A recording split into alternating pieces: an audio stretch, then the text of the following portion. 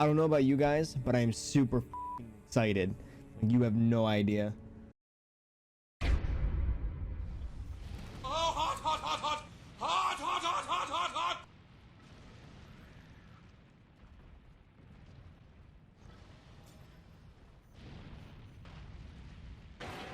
Oh my god!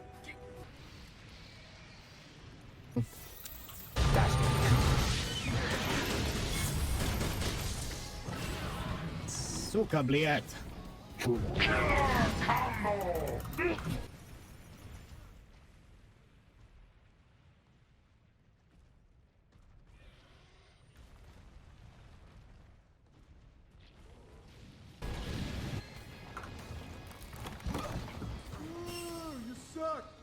Alright guys, everybody's favorite golden dragon booty, Kulve Taroth, is back yet again. I'm a little upset that it wasn't another siege event, but we did just have Safi, and people were already tired of Kulve, so I can definitely understand why, and the fight was pretty challenging as you saw by the beginning of the video, but a hell of a lot of fun nevertheless, and thank you everybody that came out and hunted her with me on stream. But I digress. This set changes everything that we know about support hunting, or at least that I claim to know about support hunting in Monster Hunter. So I do still have some testing to do. I did kind of have to put the Safi and non-Safi sets on the back burner for now, so I apologize for the long delays on those videos, but I'm definitely going to get cranking away on the Kulve sets tonight at the time of posting this video live on my Twitch. Links are down below in the description. And yeah, just wow. For starters, the actual set itself looks gorgeous, completely breathtaking. Plus, we have the ability finally to, albeit at the cost of an augment, to transmog our Safi weapons to get rid of all of that gross, fleshy, and I do mean fleshy looking weapons. Get rid of that gross as hell eyeball. Like, oh my god, why? Why do we gotta shove eyeballs in things that don't need eyeballs? What is this, Resident Evil? Anyways, now since our last support guide was on light bowgun, and that's mainly what we use to take down Kulve Taroth, I'm gonna focus on the light bowgun sets today, and there is a lot to cover, so let's go ahead and get into it. For starters, the Kulve Taroth Helm Alpha, excuse me? Okay. 3 points of free element ammo up right off the gate. 3 level 3 deco slots or a charm worth of skills. That's insane value. Not to mention that hair.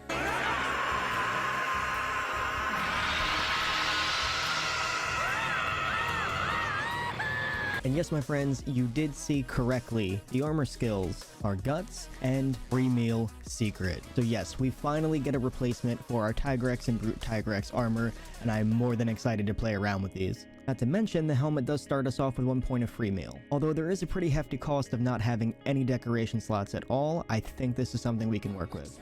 So let's go ahead and take a look at the alpha and beta side by side. Now, with the helmets in consideration, I feel like if we can find some higher capacity bowguns, we may actually want to use the Kulve Taroth's helmet beta over the alpha just to get those 2 level 4 deco slots, because those are prime real estate right there. Now, if you look at the chest piece, we get all 3 points of speed eating right off the gate, and if we use the alpha, we even get an extra point of free meal with 2 level 3s. This set is absolutely insane, not to mention peak performance from the waist, and then we actually get basically another form of Garuga panties in the form of a double crit boost and 3 decoration slot pants from the Kulve Taroth's Wrath Alpha or Beta even, and peak performance in the Alpha. This set is incredibly efficient. We barely even have to use most of our decoration slots for our support skills now. So thank you, Capcom. It just warms my heart to know that Capcom actually supports us support hunters. You're loved and appreciated even by the developers. Oh, and I almost forgot to mention that the Arms Alpha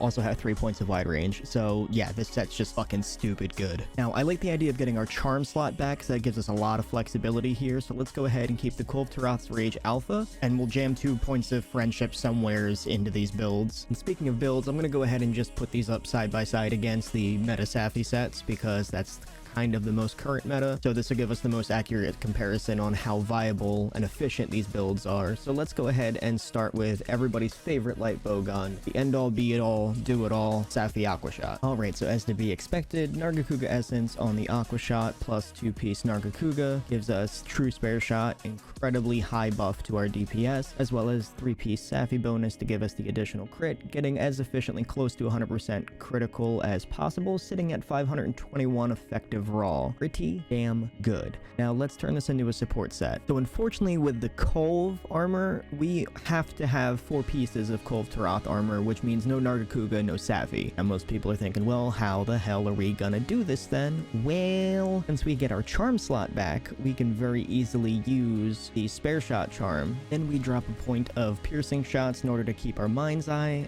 and as per usual, we swap out our might seed for a might pill. With our pill popper buff, we come out at 605 EFR, buffing a party of 4. Or if we're running with less people and we want to just consider our own damage, it's 542 raw, so we still wind up beating Safi outright.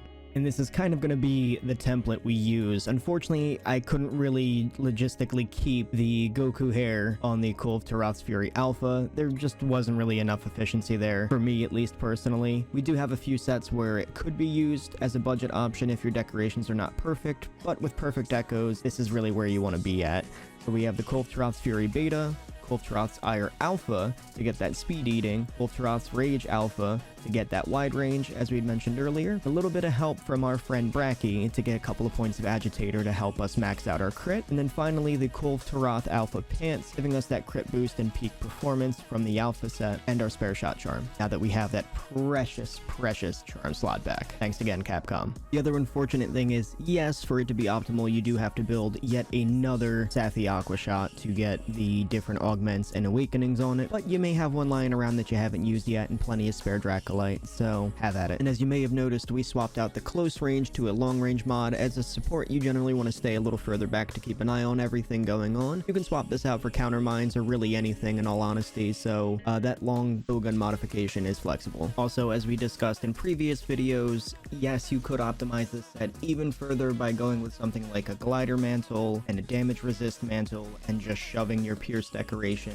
or even agitator in them to get even more damage out of it. This is up to you there. As you saw in the beginning of the video though, I take plenty of carts for myself, so I need my comfy mantles to make sure that happens less often so I can focus on keeping my homies alive. Now, since we started off with Aqua Shot, I might as well just cover the full gambit, so let's go ahead and move on to Safi Aqua Shot as a sticky setup. Now, we're really in a weird spot when it comes to stickies because we do have a damage cap, so as long as we hit that, the rest doesn't really matter. Unfortunately though, between these two sets, the Safi build is going to win one over on us, running Artillery Secret through 3-piece Zora, as well as getting true spare shots, so we kind of just have to pack our bags and go home. Just kidding guys, this set is definitely full of utility and we really only lose out about 14 to 20% on effective damage by switching down to spare shot from true spare shot and losing out on 5-piece artillery, and the utility overall is definitely fairly nice. So if you like stickies and you like playing support, this is definitely going to be the best way to go for right now. I'll link you to a Jin Jinx and Tuna video that I like from back in the day that actually fully explains the artillery secret bonus and how it applies to light bowguns and sticky ammo in general. If you want to educate yourselves a bit more, we just don't have time in this video. I've got 3 other builds to go over. I will just say with the pill popper buff that we're giving our entire team, you will generally deal enough damage to only have to restock once, maybe twice at the tail end of a hunt to actually get the job done. I've done it plenty of times myself.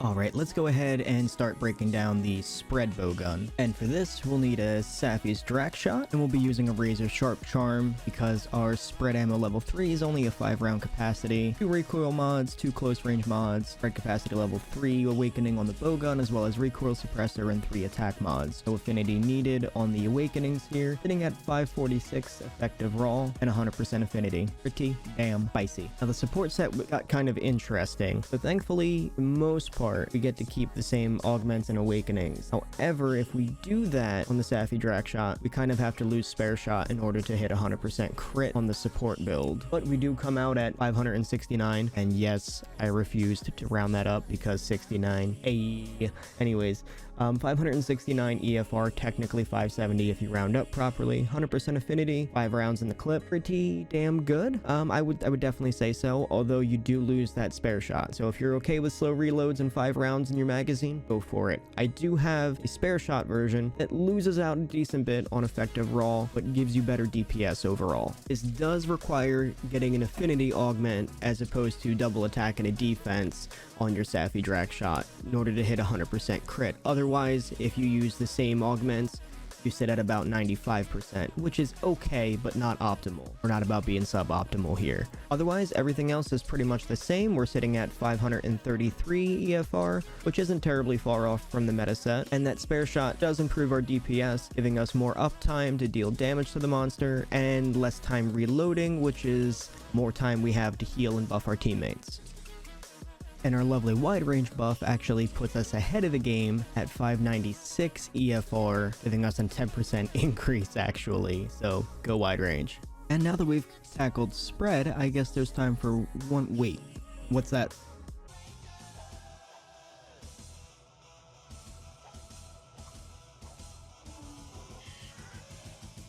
Okay, but all joking aside, yes, it's time for the elemental light bowguns. The Safi Jiva Siege brought with us a very, very interesting new meta of elementals actually being viable. And yeah, they basically make you look like a Power Ranger. Each one's got a different color. They look like the element they shoot. It's pretty cool, actually. And it actually made the elemental builds quite simple and straightforward. You swap out the gun for whatever element you want to shoot, and you swap out your gems accordingly. And then you're done. They all have the same EFR, same ammo capacity, same reload speed. Pretty straightforward, and they all actually sit at 469. Alright. Yes, I'm still not rounding up. It's technically 470 EFR. Now, since all the Safi weapons have exactly the same stat lines, we'll just compare our Kulve sets to just one of these at random. Now, the Kulve sets, unfortunately, don't allow us to get Safi 5-piece, yet alone even 3-piece. So let's go ahead and see what we can do here. Oh, that's right. Master Rank Kulve Taroth brings back the QR weapons, which gives us critical element. So while we don't have the elemental bonus from Safi, our crits now apply to our elemental damage. This is something we can utilize here to make up for that loss in damage. The only downside is the cure weapons, with the exception of one that I'll get to in just a moment here, all have 510 EFR, but only 4 rounds in the magazine at rapid fire +2, which kind of helps make up for the lack of magazine capacity. And we actually sit at 573 EFR with the wide range plus might pill, also known as pill popper buff. So I guess we'll call them even at this point, really. The rapid fire does also help you save on ammunition as well. Here we see the QR Blitz King for fire, and it's set.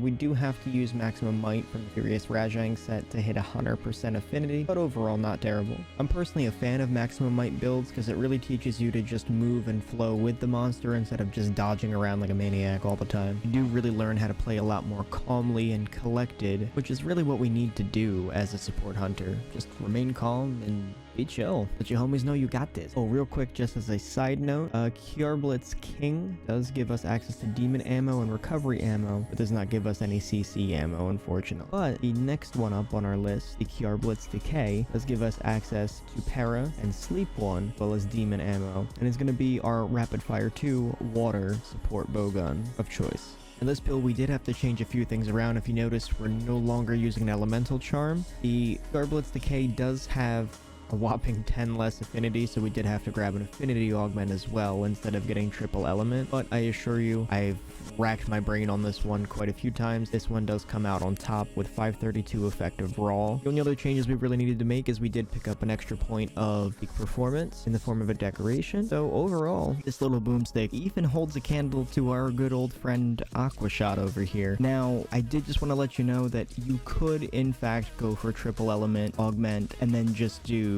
the customizations a bit differently in the form of full attack up to the last customization where you'll do the +3 affinity, and you'll sit at about 93% affinity and 519 raw damage, which will be about on par or even with when you take into account that we have a smaller magazine at rapid fire +2 with Aqua shot. So you can take this route of augments and attachments on your QR Blitz Decay, so long as you are setting this up mainly to fight monsters exclusively 3-star weak to water or Safi. But for hunting monsters that are 2-star weak or general use, I would follow the first build. Next up, we have the QR Blitz Thunder, the probably most widely used bowgun out of the bunch, as Thunder Element has pretty strong matchups across the board, and one of the first times we're really switching up our Kulve Taroth support set.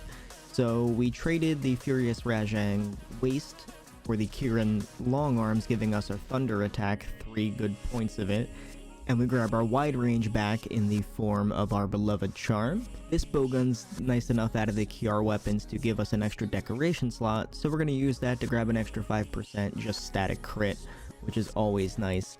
Now this bowgun sits at 539 effective raw, so definitely the highest out of the elemental bunch. And we get a juicy, mouth-watering 602 effective raw out of this bowgun with the pill popper buff. With or without, it definitely doesn't pull any punches against the Safi meta counterpart.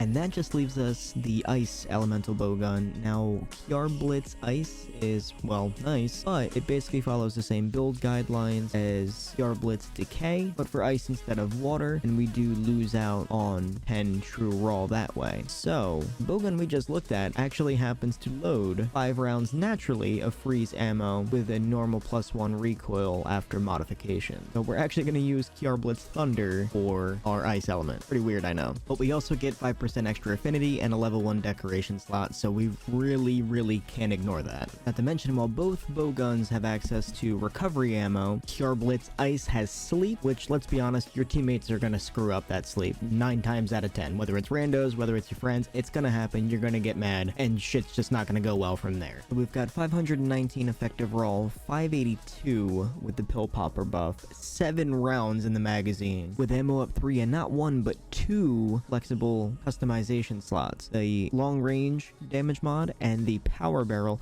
can be swapped out for either reload assist if you'd like fast reload on your elemental bowguns. You can get wyvern mines. This gun is awesome. It's so much fun. I definitely want to hunt more Luna and Teo now that I've discovered this build. Alright everybody, this video has been a lot of fun. I do have one more build on the screen because yes, rapid fire Taroth Blitz support is back. You've got sleep, para, recovery, demon ammo, armor ammo. This gun just does everything we want it to, plus 6 rounds of rapid fire normal too. Got Mind's Eye in the build. This is totally badass. I absolutely love that this bowgun is back. And the Taroth weapons, when upgraded in the master rank, count as a piece towards your Safi, so we can use 2-piece Rajang to get Mind's Eye for our normal shots. You can go with long range customizations or close range depending on how badass you want to be. But that's all I have for you for today. Guys, please be sure to give the video a like and subscribe for more content like this, and I will see you guys on Twitch. We stream Monster Hunter every Sunday, Monday, and most Thursdays, and a bunch of other content in between. I really hope you've enjoyed this. This video has been a massive undertaking. This entire series has really. So please leave me a comment down below and let me know what you think of the video. What weapon you'd like to see us cover next. Again, thank you for your time. As we all know, time is definitely one of the only precious and most valuable things we can offer. But thank you for sharing it with me. Bye-bye.